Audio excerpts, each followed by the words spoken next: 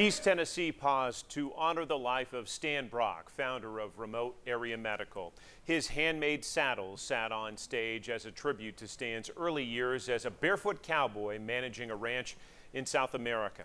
Stan later won fame as a wild animal wrangler on a national TV show and then in the movies. But his legacy of serving others is cemented in his charity. For the last 30 years, RAM has provided free medical care to tens of thousands of people across the globe.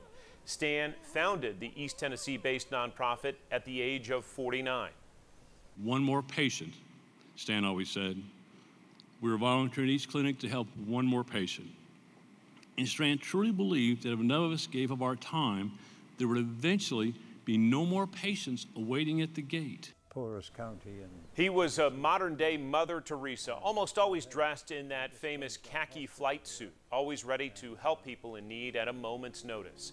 RAM staffers say Stan took no vacations. He had no hobbies, and every month he donated his Social Security check to Remote Area Medical.